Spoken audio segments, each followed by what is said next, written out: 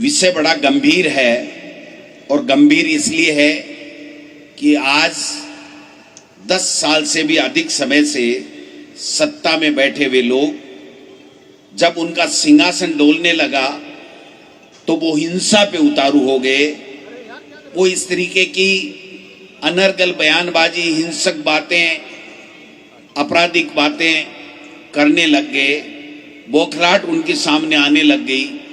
देश में नफरत फैलाने के लिए, उन्माद फैलाने के लिए, दंगे फैलाने के लिए तरह तरह के कारनामे वो करने लग गए हैं। इसलिए हमें जनता के बीच में जा करके उनको चेताना पड़ेगा कि बौखलाहट से काम नहीं चलेगा। आपने झूठ बोल बोल के, जुमले दे दे के सरकारें तो ले ली, लेकिन सरकार में आपको काम करना पड़ेगा। जनता से जो वादे किए हैं उन वादों को आपको पूरा करना पड़ेगा। आज देश का दुर्भाग्य है कि देश का प्रधानमंत्री तीसरी बार मोदी जी बन गए, लेकिन विदेशों में घूमने का काम कर रहे हैं। हमारे देश के गृह मंत्री ईडी, इनकम टैक्स, सीबीआई का दुरुपयोग करके लोगों को धमकाने का काम कर रहे हैं। और इनकी पार्टी के राष्ट्रीय अध्यक्ष तो कुछ है ही नहीं, उनको पता ही नहीं है। उनको याद दिलाया जाता है हाथ पकड़ के कि अभी तक आप ही राष्ट्रीय अध्यक्ष हो, और वो कहाँ छुपे बैठे, मंत्री भी बन गए। लेकिन जिस तरीके की बयानबाजी इनके भारतीय जनता पार्टी के लोग केंद्र में बैठे हुए देश के इन बड़े बड़े पदों पे बैठे हुए लोगों के इशारे के ऊपर आज कर रहे हैं, ये बहुत ही निंदनीय है। ये कोई छोटी बात नहीं है कि राहुल गांधी जी जो देश की आवाज बनकर के कई सालों से देश के लोगों की समस्याओं को उठाने का काम कर रहे हैं। जब 10 साल हमारी सरकार थी, राहुल गांधी जी कोई पद पे नहीं थे, सोनिया गांधी जी कोई पद पे नहीं थी, लेकिन आपने देखा होगा बच्चों की शिक्षा के लिए राइट टू एजुकेशन लेकर के आए। हमारे यूपी की जब सरकार थी तो गरीब को कैसे रोजगार मिले, कैसे उसको 2 वक्त की रोजी रोटी मिले, उसके लिए मनरेगा लेकर के आए। और राइट टू फूड, गरीब को खाना मिले, वो भूखा नहीं सोए, इस प्रकार का कानून लेकर के आए थे। आज 10 साल से एक भी ऐसा कानून नहीं है, एक भी ऐसी योजना नहीं है जो 10.25 साढ़े 10 साल के बाद में जो गरीब को मदद देती हो, बेरोजगारों को रोजगार देती हो, किसान की आमदनी दोगुनी करती हो, किसान के अंदर कहीं कोई आगे प्रोग्रेस करने की कोई ललक जगाने वाली या मदद करने वाली कोई स्कीम इनके पास में नहीं है। जबकि जब किसान अपना हक मांगने के लिए उनके वादे के मुताबिक जब दिल्ली जा रहा था प्रदर्शन करने के लिए, अपनी बात कहने के लिए, तो 15 महीने तक खून के आंसू रुलाए गए। उनको किस प्रकार से आतंकवादी कहा गया, किस प्रकार से उनको चोर उचगा खाया गया, खालिस्तानी कहा गया, लेकिन किसान ने सहन कर लिया। देश के वातावरण को नहीं बिगड़ने दिया, देश के भाईचारे को नहीं बिगड़ने दिया। और अब हद हो गई जब स्वर्गीय इंदिरा गांधी के पोते और स्वर्गीय राजीव गांधी जी के बेटे, जिन्होंने देश की एकता और अखंडता के लिए अपने प्राण न्यौछावर कर दिए, उस राहुल गांधी को जो देश के नौजवान की, गरीब की, दलित की, पिछड़े की, माइनॉरिटी की, महिलाओं की, सबकी आवाज बनकर के इस देश में और लोकसभा के अंदर नेता प्रतिपक्ष के रूप में अपनी आवाज बुलंद कर रहा है देश के लोगों की, उसके खिलाफ किस प्रकार की बयानबाजी कर रहे हैं। तरविंदर सिंह मारवा जो दिल्ली का नेता है, वो ये कहता है कि राहुल गांधी तेरा वो हस्न होगा जो तेरी दादी का हुआ। इससे बड़ी शर्म की कोई बात हो नहीं सकती है। मैं समझता हूं कि रणवीर बिट्टू, बेन सिंह जी का पोता, जिन्होंने पूरी उम्र कांग्रेस को वहां पर विभिन्न पदों के ऊपर बैठे रहे, कांग्रेस को अपनी मां कहते रहे, 3 बार ये भी एमपी बना, कांग्रेस को मां कहता रहा, राहुल गांधी जी को अपना नेता मानने वाला व्यक्ति आज इतने नीचे उतर गया कि राहुल गांधी को आतंकी कह रहा है। मैं समझता हूं इससे बड़ी शर्म की बात कोई हो नहीं सकती। उत्तर प्रदेश में रघुराज सिंह मंत्री है, वो राहुल गांधी को आतंकी नंबर 1 कह रहा है। संजय गायकवाड़ जो एमएलए है सिंधे गुट का, वो ये कह रहा राहुल गांधी की जीप को काट के लाने वाले को 11 लाख रुपए का इनाम दूंगा। ये क्या है? मैं मीडिया के बंधुओं से पूछना चाहता हूं, हमारा सर्व का धर्म बनता है कि ये 36 कौम भाईचारे के साथ में इस देश में अमन चैन कायम रहे, प्रोग्रेस करें, अपने बच्चों को पढ़ाएं, अपने परिवार को और ऊंचाइयां पे जाने के लिए अच्छी अच्छी शिक्षा दें, उसके लिए सरकारें बनाई जाती हैं। आज सरकार में बैठा हुआ एक भी व्यक्ति ने, भारतीय जनता पार्टी के एक भी व्यक्ति ने, चाहे वो केंद्र का हो चाहे वो राज्यों का हो, एक भी व्यक्ति ने इन बयानों की निंदा नहीं की है। इसका मतलब साफ है कि इनके इरादे नेक नहीं है।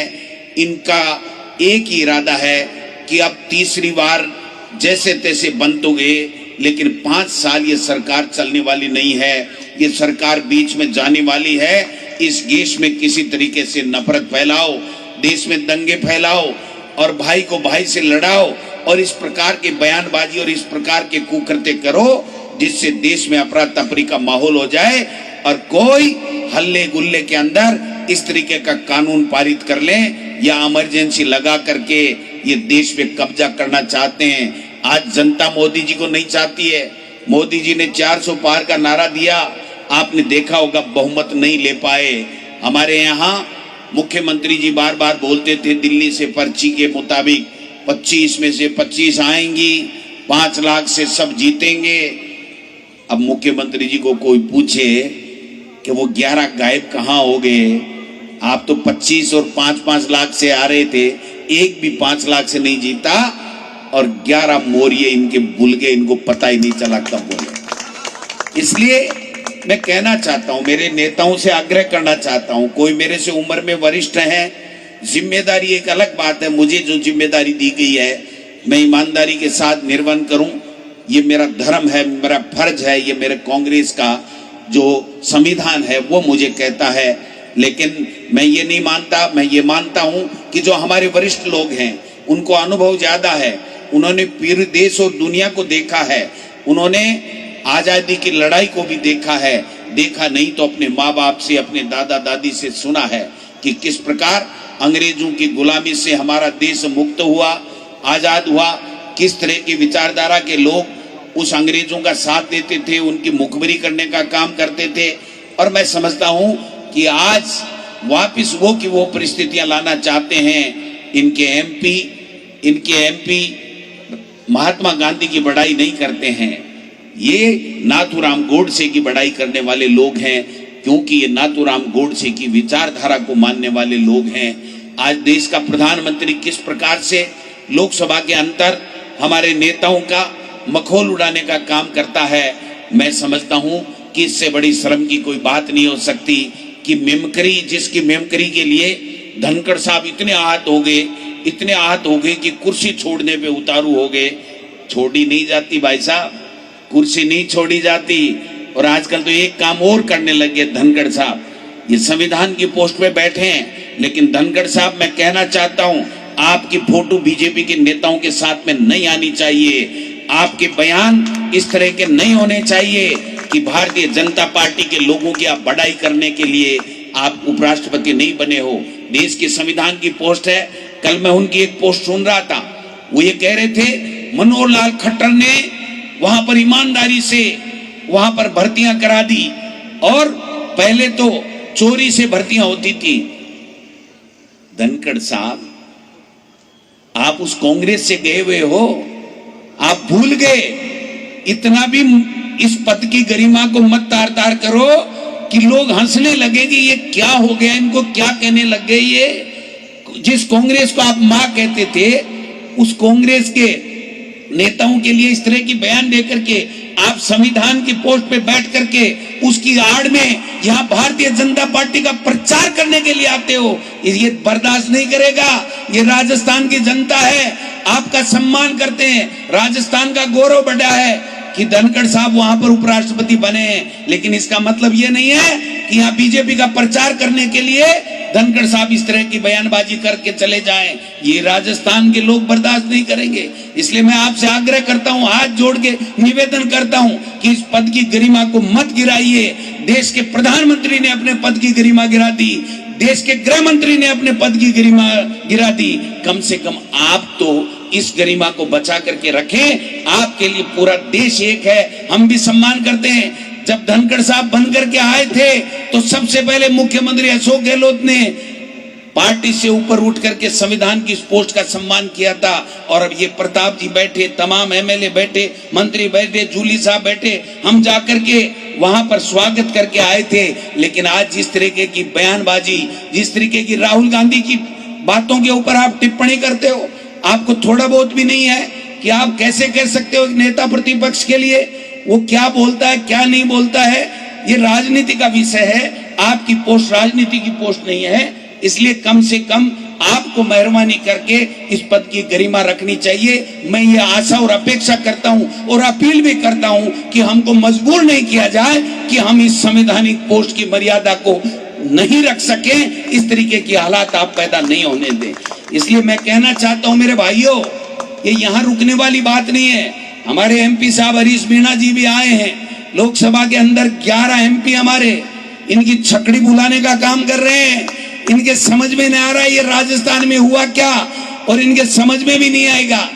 भाई साहब, जो आदमी लिख के भी सही नहीं बोल सके और ऐसे आदमियों की पर्ची निकल गई तो दुर्भाग्य इस प्रदेश का।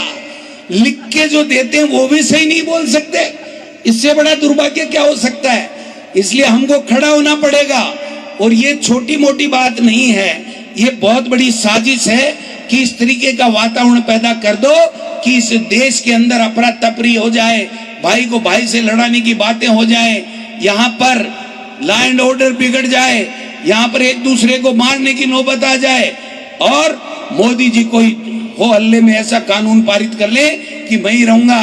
क्योंकि मोदी जी ये देश की जनता भी नहीं चाहती और भारतीय जनता पार्टी और आरएसएस भी आपको अब नहीं चाह रही है कि आप देश के प्रधानमंत्री बन करके रहें। लेकिन ये बवाल फूटने वाला है, ये गुब्बारा फूटने वाला है। आप इनको रोक लीजिए।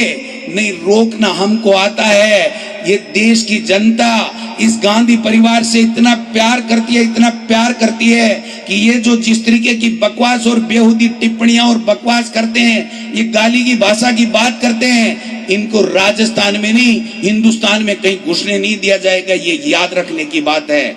और भाई रविंदर बिट्टू आना राजस्थान, राज्यसभा का मेंबर है ना, तू आके बताना। यहाँ तेरे को बताते हैं कि कौन आतंकवादी है और कौन आतंकवादी नहीं है। जिसका खाया उसी के लिए तू गालियां दे रहा है। इस राहुल गांधी ने तेरे को 3 बार एमपी बनाया और उसके बाद में तू इस तरीके की बात करता है। हमने निर्विरोध यहाँ से राज्यसभा मेंबर बनाया कि ठीक है, प्रजातंत्र है, बहुमत भारतीय जनता पार्टी का है, जिसको ये बहुमत में उम्मीदवार करते हैं वो उम्मीदवार को हम समर्थन करेंगे। वरना अगर ये बयान तूने पहले दिया होता तो छट्टी का दूध याद दिला देते मिस्टर रणवीर बिट्टू। क्या समझ रखा है। इसलिए मैं नेताओं से आग्रह करना चाहता हूं, लोगों के बीच में निकल जाइए। अपने अकेले से काम नहीं चलेगा, जनता को साथ लेना पड़ेगा। जनता साथ देने के लिए तैयार खड़ी है।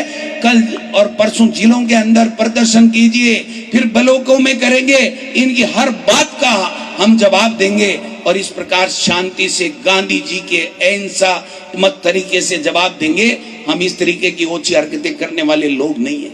हम भाई को भाई से लड़ा करके सरकार नहीं चलाना चाहते हैं, न सरकार लेना चाहते हैं। आपको मुबारक हो, ये इस तरीके की नाथूराम गोडसे की विचारधारा से सरकार लेना आपको मुबारक हो।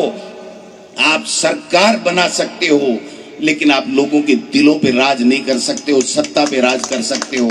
दिलों पे राज वही कर सकता है जो जनता की बात करता है, जनता के बीच में रहता है, जनता के दुख दर्द में शामिल होता है। क्या कर रहे हैं मुख्यमंत्री जी? 9 महीने में कुछ किया इन्होंने? हर बात में मंदिर जाते हैं, अच्छी बात है भाई, जाओ मंदिर। जितने प्रदेश में है मंदिरों में घूमो, कोई मना नहीं करेगा, लेकिन भाई साहब काम तो करो। और वीडियो के लिए हमारे चैनल को सब्सक्राइब करें और बेल आइकन को दबाएं।